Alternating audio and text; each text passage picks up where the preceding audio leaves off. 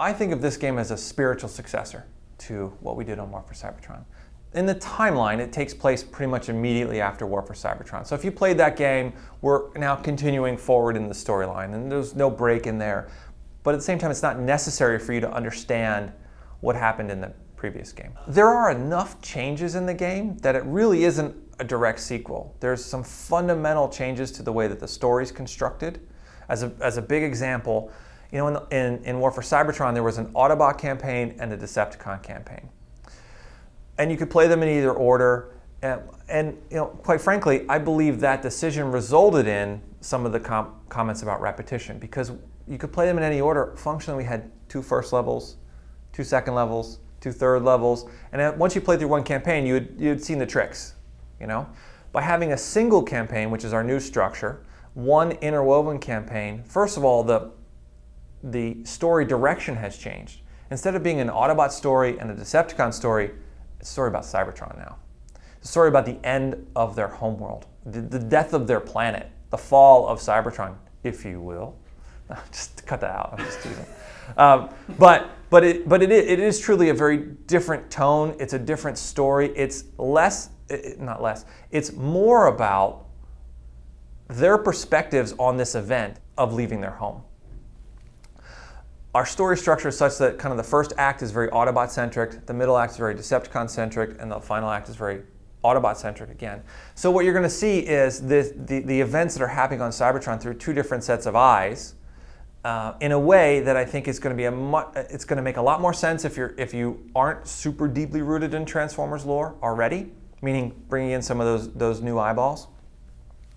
But also I think allows us to just frankly tell a deeper story, to really, and from a pure gameplay point of view, to much better pace out the mechanics. I only teach you something once and then, you know, can move forward from there. So you're not getting this repetitive kind of experience from beginning to end. There's a lot of differences between War for Cybertron and Fall of Cybertron.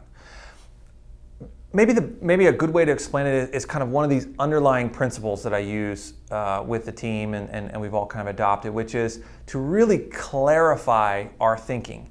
And you know, you can say that's to simplify the game design is maybe one way to think about it, but it's a reduction of complexity to increase quality is another way to say it. So we've taken many of the things that were going on in the game and really drilled down to what was working and what wasn't working, and then actively selected for what was working.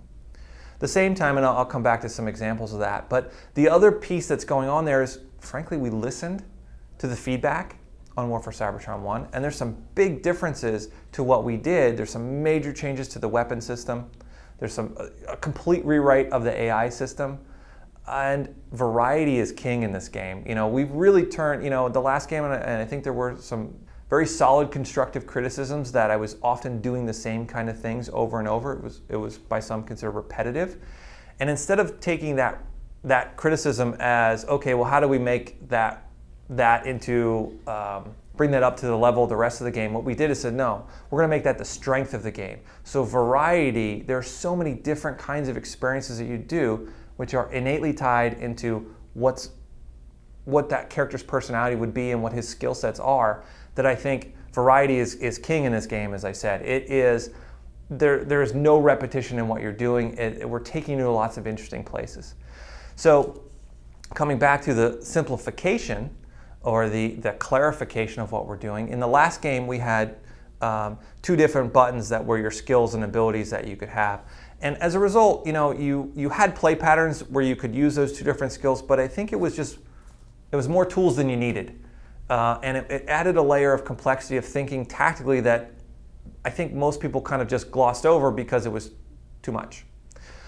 We've collapsed that down to a single skill, but then taken that skill and made it much deeper, much more exciting, a lot more fun. And now you just have one bumper, the right bumper button, that is your modifier, your tactical modifier. And what that does changes on every level. Sometimes it's cloak, sometimes it's rain down artillery strike, sometimes it's a 360 ground pound, whatever it is.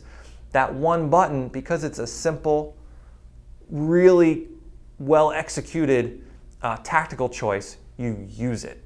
And what we found was people weren't using the skills and abilities in War for Cybertron. So that's another example of kind of, reduce the complexity to improve the quality. I've always liked Transformers. I'm one of those people that has too many interests, too many hobbies, so I was, maybe there's a lot of people like that, right? But, even childhood, I had Transformers. My two favorite Transformers were always Starscream and Grimlock, were the ones that I always really liked. And in War for Cybertron, I thought I really made an effort, especially because I was at that point in my career where I could make some of these big decisions. I made Starscream a pretty big part of what we did in War for Cybertron, and with this one, I felt like I got to get that other guy in and have some screen time. So Grimlock's a big part of this one, and that's quite frankly a big result of my big giant ego that I've always wanted to make him in a game. Starscream has just that second in command, the guy who always wants to be in charge, is always just a great story to me, right? He thinks he's smarter than he is, and we give him the chance to be in charge, and he f***s it up completely. He's just a fun character to write for, to listen to. He's just a good bad guy, or bad good guy. I don't know, we'll figure out however you want to say it, right? Grimlock hits me on a very different level. I think, cerebrally, I think he's kind of a cool character. He's actually very smart. He's not dumb. I think of him as an extremely powerful character. So that's kind of always intrigued me, but it was the dinosaur form that really is the reason why I liked Grimlock so much, that his shape was so very different than anybody else's. It was important to me to create a character because that was this big T-Rex form, not a derivative vehicle form. The Dreamwave Comics did an amazing job on Cybertron. He was a tank at that point, and we certainly could have done that. We've done lots of other tanks before, but I thought, to the fans of Transformers, Grimlock's a T-Rex. And I think if you don't know anything about Transformers, he's a space T-Rex. Like, who doesn't want to play as a space T-Rex? Doesn't matter if you know anything about Transformers. He's a big T-Rex that shoots flamethrower out of his mouth. I mean, I think that's interesting, right?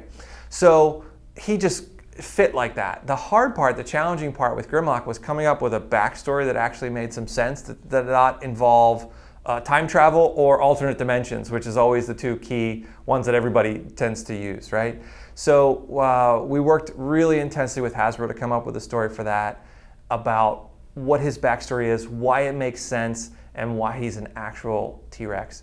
But going back to the roots of why Grimlock's in the game, he's a space T-Rex. It's awesome.